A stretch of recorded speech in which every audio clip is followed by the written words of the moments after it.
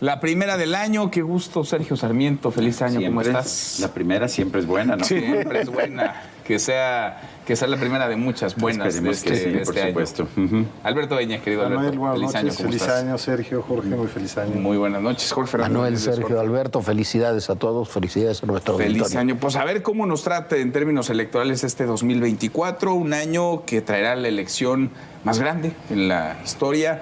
Estamos a 5 meses, poquito menos de llegar al primer domingo de junio, elección presidencial, elección en la que se renovará el Congreso, Cámara de Diputados, el Senado y 9 gubernaturas, incluida la jefatura de gobierno, Sergio. Una elección muy importante que estamos empezando con las encuestas claramente favoreciendo a los partidos oficialistas con una ventaja. Depende de la encuesta, por supuesto, pero en todas las encuestas la ventaja es muy significativa, con la candidata presidencial de Morena diciendo que se trata de borrar a la oposición. Ese es el cometido que les ha encargado el presidente de la República y lo declaraba la doctora Sheinbaum, que de lo que se trata no es nada más de ganar, sino de eliminar la oposición, regresar a los tiempos del carro completo, de manera que el presidente López Obrador pueda concluir su mandato con una serie de reformas que ha prometido, que quiere lograr, que implicarían pues cambiar, eliminar el Poder Judicial tal y como lo conocemos y tomar otra serie de medidas, quizás eliminar las pensiones individuales, ir por el rumbo por el que ya transitó Cristina Fernández de Kirchner y en fin, si llega a tener esa mayoría calificada en las 2 cámaras del Congreso, él ya ha dicho que va a hacer toda una serie de modificaciones antes incluso de que empiece el gobierno de Claudia Sheinbaum. Y por lo pronto ya estamos en campaña desde agosto. Ya estamos en 2024 desde hace 2 años. Estamos en campaña, a pesar de que la ley lo que nos dice es que estamos en precampañas, que terminan el 18 de enero. Va a haber un periodo de intercampañas, que es un periodo rarísimo en el que no se te permite hablar y después empezarán las campañas. Pues sí.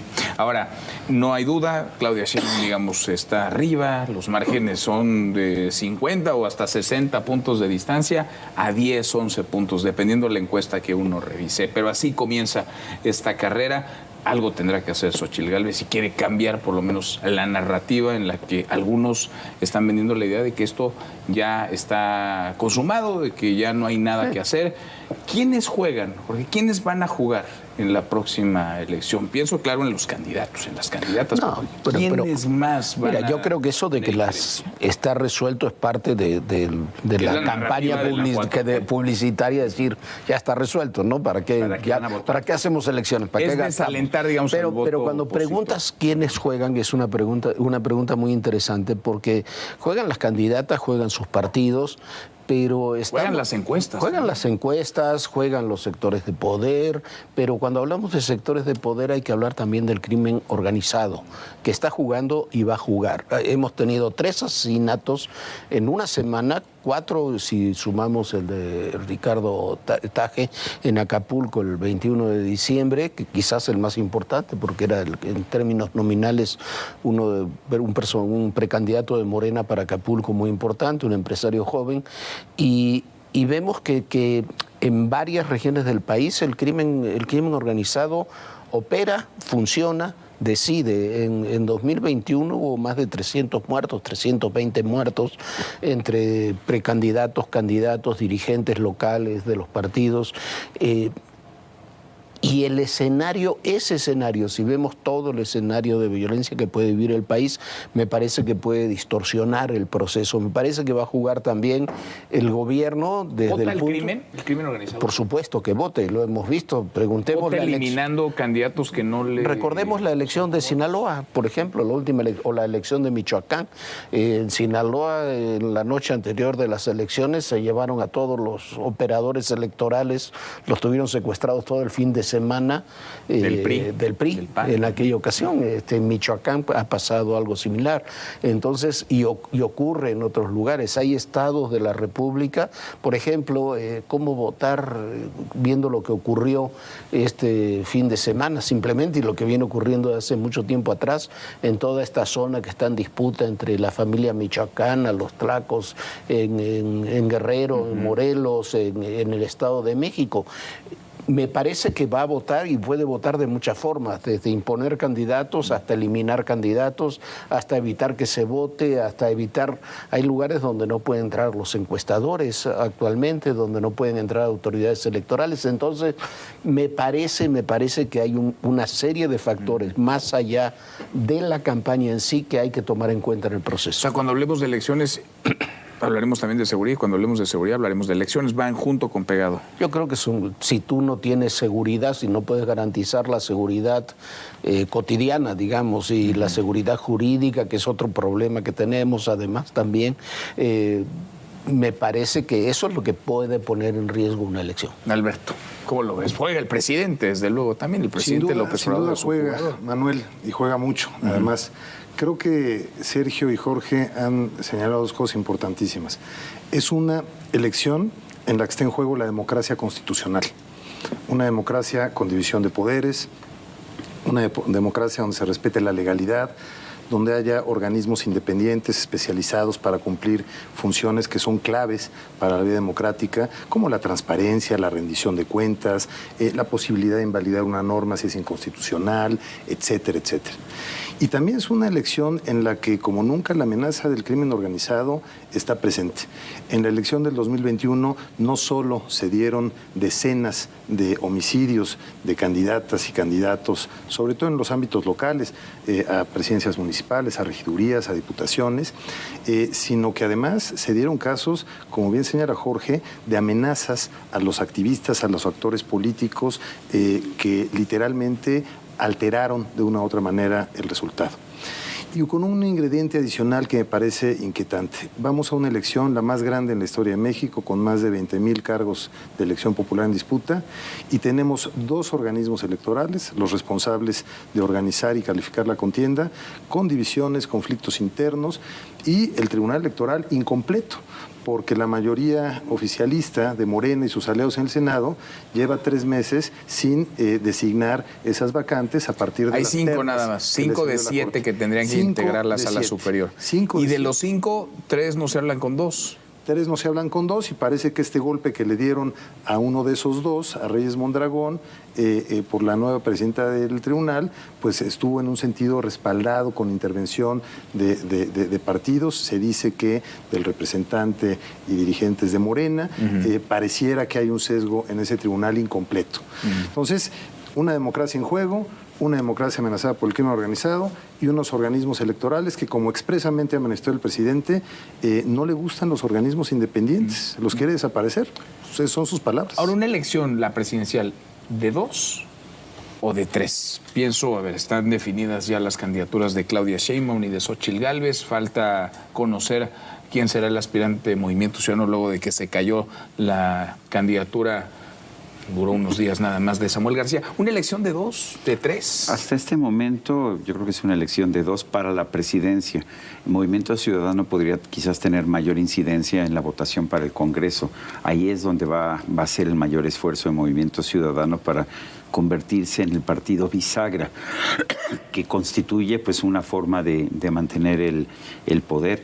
Lo que hemos estado viendo en las campañas preventivas de Movimiento Ciudadano es quizás la insinuación de que el tapado podría ser el propio Dante Delgado, que como ustedes saben es una nueva personalidad recién llegada a la política mexicana. Político joven, Fresquísima. un político joven con futuro. Llegará seguramente. una bocanada de aire Pero fresco. yo no veo que Movimiento Ciudadano realmente aspire a la presidencia. De hecho, me queda claro que esa es la razón por la cual Samuel García se fue. No iba a permitir que le quitaran el control de Nuevo León, del gobierno de Nuevo León, cuando él sabía que no podía ganar las elecciones presidenciales. Si realmente hubiera pensado, como dice su propaganda, que ya había rebasado a Xóchitl Gálvez, se hubiera quedado en la contienda presidencial. No lo hizo porque él sabía que en realidad el candidato presidencial de Movimiento Ciudadano es un peón, y es un peón que sirve para abrir el camino a las torres que deberían constituir pues la estrategia fundamental para obtener un lugar importante. ¿Sirve para robarle votos a la oposición? Sirve hasta donde yo puedo ver, le roba votos a la oposición, aunque eso pues no está demostrado.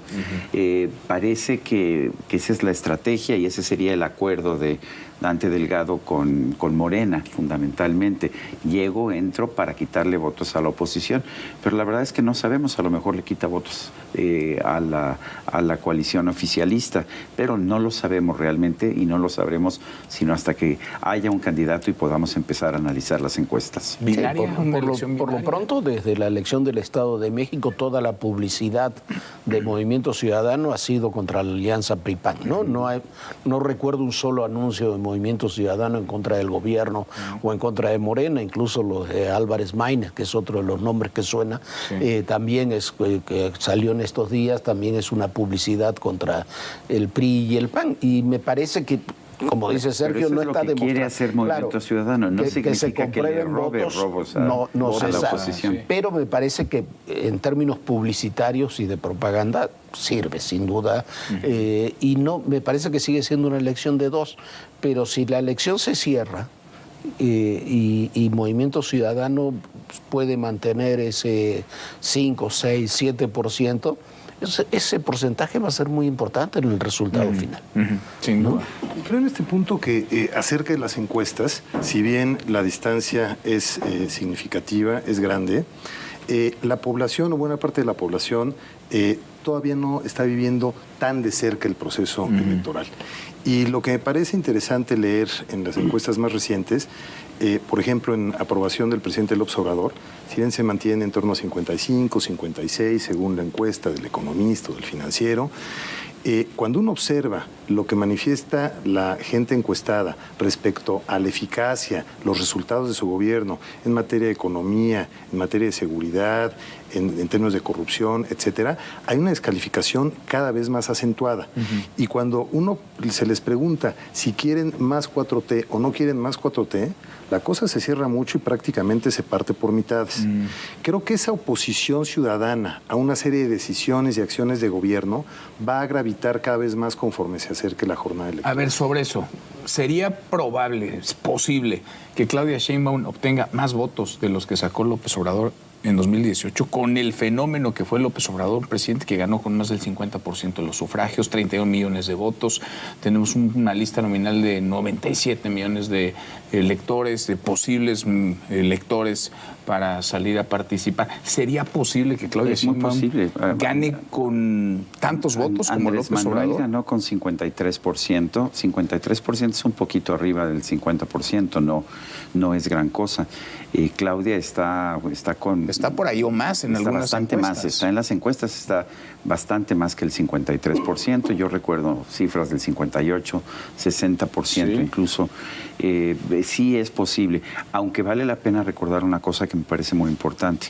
En buena medida, la popularidad de Claudia Sheinbaum, los votos o las intenciones de votos de Claudia Sheinbaum son un respaldo al presidente Andrés Manuel López Obrador, que la nombró. Un poco a eso, Aviva. Es decir, habla Alberto de este 55%, 60%, si se quiere, de aprobación del presidente. ¿Ese sería el piso o ese es el techo de Claudia Sheinbaum? Yo creo que es el techo. La aprobación del presidente, no creo que Claudia tenga, con la línea que está siguiendo, no puede tener... Repetir absolutamente todo lo que dice el presidente. O sea, si tú...